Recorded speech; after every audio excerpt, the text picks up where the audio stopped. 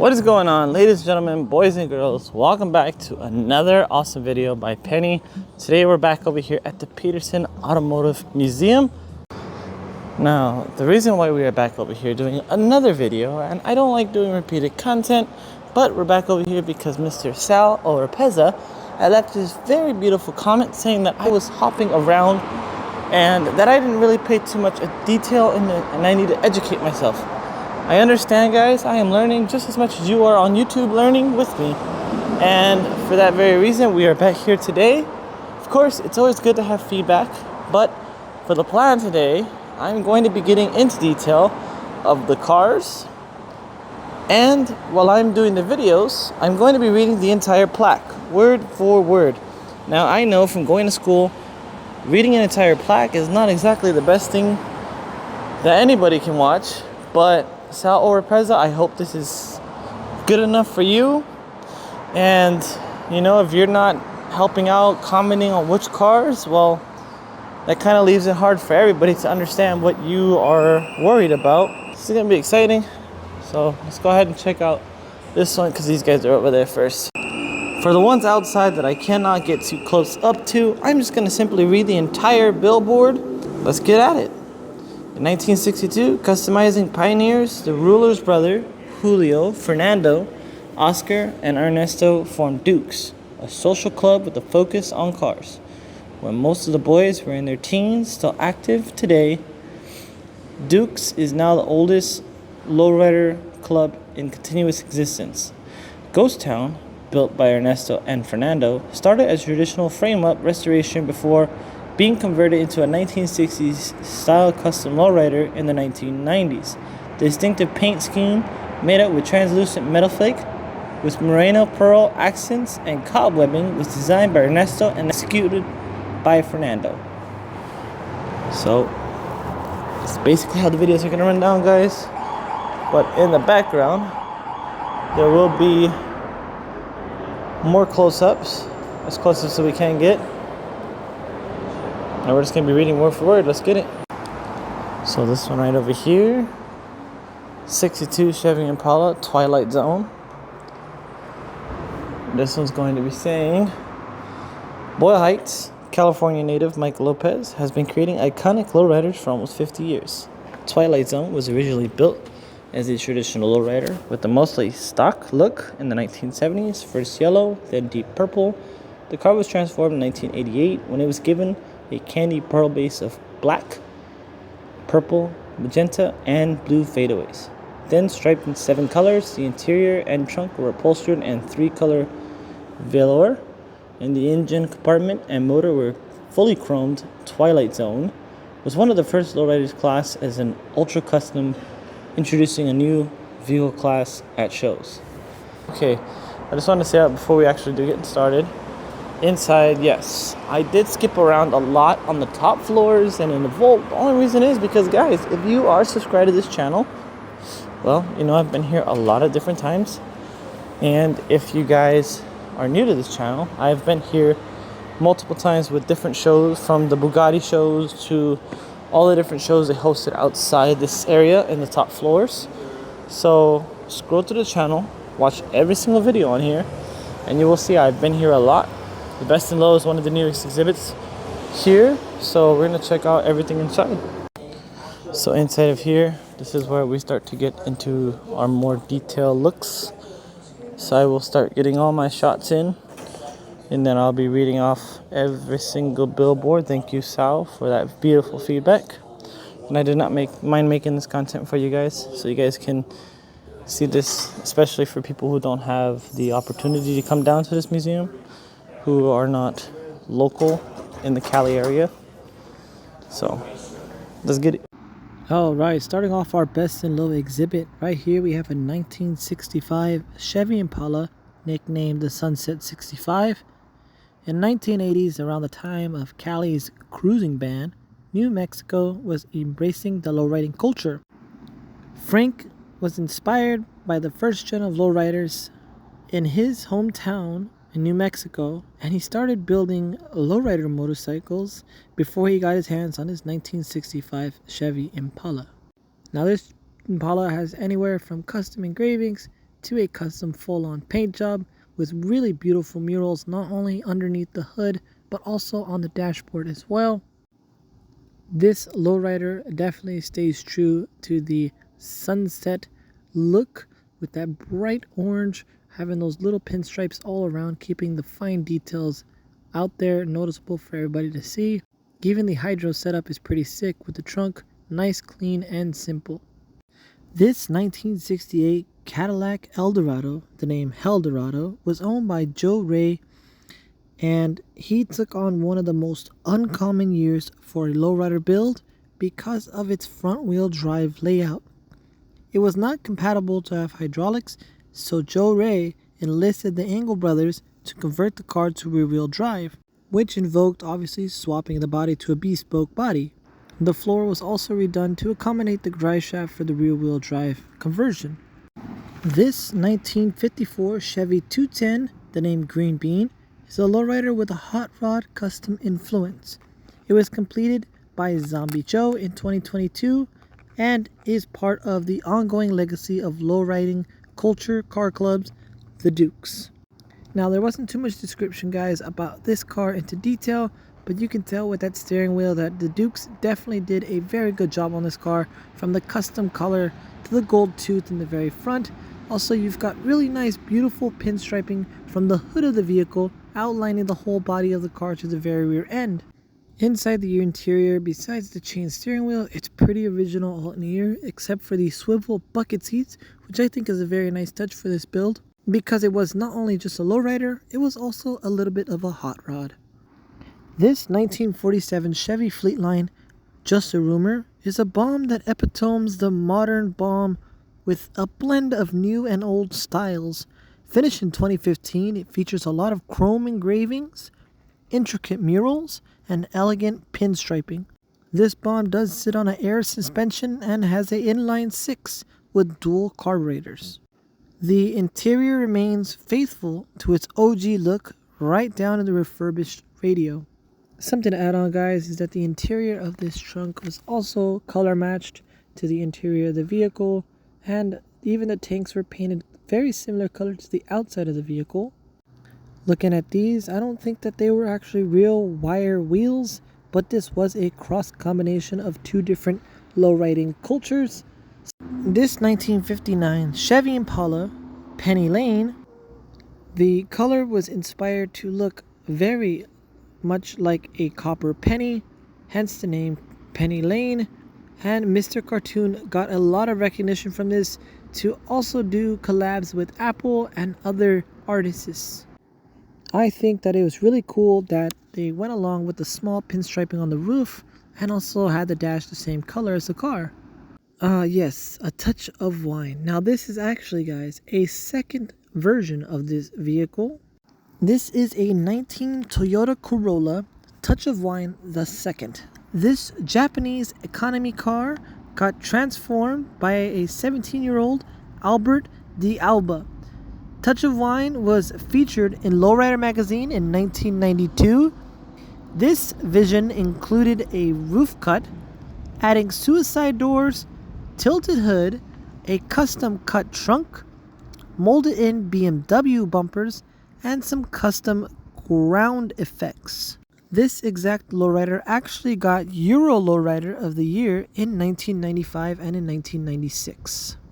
What a beautiful 1957 Chevy Bel Air. Now this one was named Trendsetter because, well, it was a trendsetter for its time. Built by OG Tweet, one of the founders of King of Chevy's classic car restoration shop, building lowriders actually since the 80s. Tweet couldn't afford the expenses of the traditional lowriders, so instead, he spent the money on the intensive hydraulic system. 1959 Chevy Impala Glock 9. Mateus Zamora took this street ride with hydraulics and painted it metallic money green. That inspired other upgrades to this lowrider, such as chrome underbody with a custom Glock 9 engraved on the transmission. There was also custom pinstriping all the way underneath the whole entire carriage, and even custom Dayton wire wheels. And the interior was a replicated color of the stock 59 Impala color and had, of course, some customized colors as well. Besides custom engravings and custom paint colors, this one was a true green all the way through and through. It was definitely a eye catcher. Alright guys, so to kind of put a pause in the middle of all this, I want to point out that also the biggest reason why I don't take my time going through each of these cars, guys, you can hear the music in the background. Big thing about being a YouTuber is copyright. If you get copyrighted, your videos get taken down. If your videos get taken down, all your hard work, labor, and effort put into the videos and editing gets thrown away. So that's why I try to hurry up, walk around, and talk as loud as I can to avoid the background music tying in. So let's get back into it. Enjoy the video. A 1937 Buick Special, the Black Crow. Some quick history of this one. This is actually one of the remaining OG vehicles done by Duke's Car Club. Now the crazy thing about the Duke's Car Club is that they actually were the first ones to host a super show at the LA Convention Center before Lowrider magazine. Dukes also broke barriers, being featured in mainstream publications, Carcraft. Alright, a 1958 Chevy Impala, the final score. This lowrider was built by Chris Rowick in Vacaville, California. This build presents many hallmarks of a quintessential modern lowrider car. From the flaky metallic paint to the pinstriping throughout the entire vehicle, including the top and the bottom. Now, to add on my own opinion, guys, I think that the murals on here are absolutely stunning. Not only are they on the outside faces of the vehicle, the trunk, the hood, but they are also on the very bottom of the vehicle as well.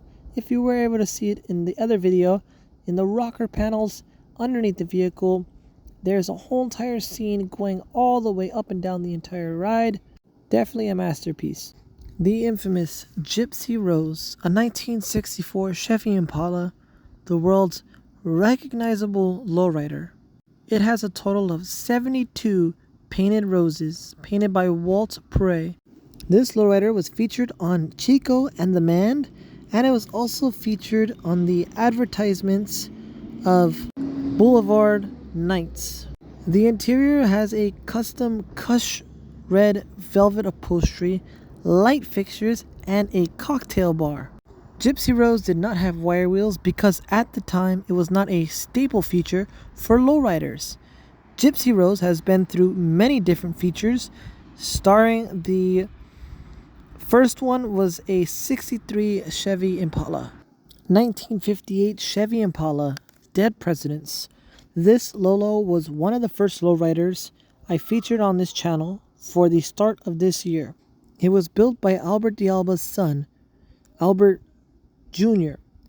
He built this beautiful Dead Presidents featuring shaved door handles and mirrors, custom fiberglass work, hand-built front grille, and a completely revamped interior. The paint work is their crown feature of the vehicle, with it being fully striped and custom candy metal flake paint. This 1936 Ford pickup, Troquita Loca. This truck was purchased back in the 70s and revamped back in early 90s. In 1993, this truck was actually involved in an accident. Clearly, it was rebuilt, and it had a stone cold color applied candy and metal flakes in a striped pattern to accentuate the vehicle's shape. The murals represent the Mexican Revolution. I think something that was also very cool to point out in the last video that I made of this vehicle, it had tons of speakers and a clear trunk bed. 1960 Chevy Impala, the Gonzo. This shell was actually purchased for $5,000 back in 2020 by Juario Gonzalez. He was able to attain over 100 necessary stainless steel parts. The Gonzo features engraved suspension and interior trim. It also has a custom steering wheel and custom bucket seats.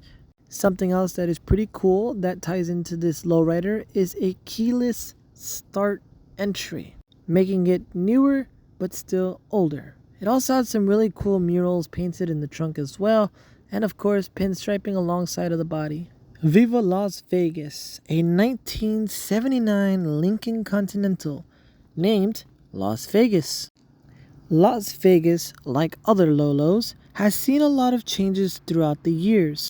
This lowrider in particular was once called Wild Cherry.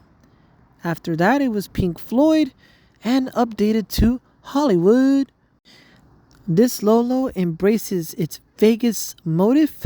The casino-themed interior features a roulette wheel, tire cover, playing card-shaped swivel seats, a craps table on a bottom custom hinged door, and a game table dash. To this day, this lowrider has the most elaborate interior. 1974 Chevy Monte Carlo, the Spirit Runner. This car was owned by Brandon Gonzalez, who promised his father-in-law that he would build him a car. Sadly, the father-in-law passed away. Hence the name of Spirit Runner that this car had obtained. This car had a very custom interior featuring a fiberglass dash and a really nice Spirit Runner painted in the middle of it. 1937 Chevy Cabriolet Wanted 37 Tovar, a synonymous with the excellence in the lowrider community. Tovar's focus on bodywork, nice set of tires, and impeccable paint jobs.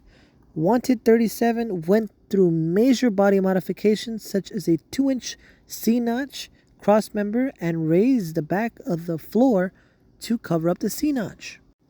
They even went to lifting up the floor and bringing up the drive shaft an inch higher, going the extra mile to keep this Lolo long and low. Double Trouble, a 1957 Chevy Bel Air. 3 years back to back, this one was winner of Lowrider of the Year, featuring custom family murals to a very beautiful bubblegum inspired paint job. This build also featured a twin turbo engine and one of my favorite things to see in show builds, which is, if you've been to SEMA you know this, Bluetooth brakes. One of the things that is crazy in a show build like this one, where they have custom painted rotors, not only is it engraved, they can't have brake pads. 1979 Oldsmobile Strictly Business is the second lowrider to win Lowriders of the Year between 1997 and 1999. It has been transformed with a custom target top, suicide doors, side opening hood, a gold-plated valve cover, and a painted engine block. This paint job was so crazy that it was said to be 20 years ahead of its time, and sure enough, it was. Pretty in Pink, a 1950 Chevy Deluxe. Bernardo Cassian had a greaser-style vision for this Deluxe, but his friend Jose Rodriguez encouraged him to change it and head in the direction of a more traditional lowrider-inspired vehicle. Now, this beautiful bomb was actually a gift for Bernardo's wife and has won many different awards throughout the years. From the custom paint job to all the beautiful murals and pinstriping, even down into the wheels, this Chevy Deluxe was definitely a one-of-a-kind bomb with that white and pink color. El Rey, a 1963 Chevy Impala. Almost every surface is covered in a custom candy paint job. It has geometric design that actuates the lines of the car's body. From 2011 to 2013, this was a SEMA award winner. It was also on a show in Germany, the Essen Motor, and a show in Japan, the Classic Legend Show. Alright, this 1942 Chevy Special Deluxe, the Captain 42, it was first painted originally a red and blue color, and it was also adorned with murals of the Marvel comic book character Captain America. Later on, it was updated with an additional airbrush of murals of the military scenes painted by Tim Laurie. This bomb also featured an intensive amount of detail under the clamshell, not to mention that the front end was completely one big giant piece. There was a custom paint color going all the way from under the hood to the roof and of course inside the trunk, with a very beautiful scene of Captain America from when he was original. This is still Captain America, but before the superhero look. What once was a beautiful 1958 Chevy Impala, this now is a masterpiece done by Takahi Oizawa. He founded a workshop and called it Rohan Izoa Art. There was a technique of embossing and engraving into thick layers of 3D paints. This type of work is called the IZ metal, that is IZ. Up next we have a 1953 Chevy 3100, and its name is Code 53. The goal of this truck originally was to keep it stock, but Salvador and his son, it all started in May of 2015, and it was not long before, in September, that it started to hit out different shows all along the West Coast. Something cool that I did talk about in the last video was the custom work done to the window, custom work all over the place, and even the rotor right over here had an engraved Aztec Mayan style design to it. You can see that window engraving, just one small little nick and the window would have been completely ruined. Crazy build. The last lowrider to talk about is a 1959 Chevy Impala La Catrina. This was built by brothers Anthony and Ralph Fuentes and was completed in 2022 after a 2-year build. This Lolo was also featured in the music video for Mac 10's King of Chevys. Something that stood out to me was the custom mural inside of the wheel well. Alright, so I hope you guys enjoy all that content out there, and honestly it was cool coming back down here, seeing all these things. I'm not going to talk about the bikes too much into detail, guys, because there's already so much content from right here. Trying to make this all in one big piece, one big video, of course. This one's pretty cool. It's a Lowrider Pinata of Gypsy Rose. I don't even have to be hitting the switches. I just love the way the car rides. It has a long resume of movies, music videos. Alright, you guys, I hope you enjoy all that content inside. And I've been here before, so if you guys haven't checked out the other videos on the channel, there's 2 parts. We did upstairs, we did downstairs, we walked all the way around everything in the Petersen Automotive Museum. Now today it was kind of like shorter, or kind of. Something about the lighting, it really doesn't make my eyes look too good. It looks kind of red or whatever. But anyway, so inside, guys, it was pretty cool. Definitely check out the other 2 parts on the channel, guys. They are up, they are live, they are going really well. I think one of the videos at 1.5K. So Sal, I hope you're satisfied with today's video. A lot of research went into today's video, and of course a lot of reading. Definitely reading off of those plaques were a very fun experience. There is a thing I said back in the other 2 videos. If you guys do like them and get the videos up to 200 likes, I'll drop the video of the Volt. Now think about the Volt. It's kind of very similar to how today is. The other videos, I kind of just walked around. I've been to the Volt before. It's on the channel. If you guys want to see it without liking the video now, it's on the channel. Definitely scroll through everything, guys. Check out all the videos. I will be taking some time out soon to organize everything 100%. So that way the videos are very organized, and you can kind of just watch a whole entire playlist, like binge watching a TV show or binge watching a cartoon. So I will be trying to do that later. I do have some time today, but I will be editing this video and doing a lot more research later on, of course, getting you guys a full-on detailed Petersen Automotive Best in Low. So make sure to subscribe, like, comment.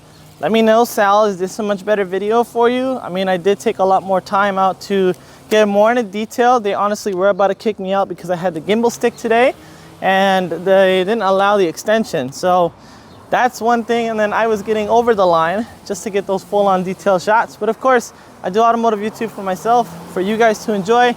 So definitely let me know in the comments below if this is a good enough content for you guys. Comment, like, subscribe. As always, guys, stay safe and stay chill.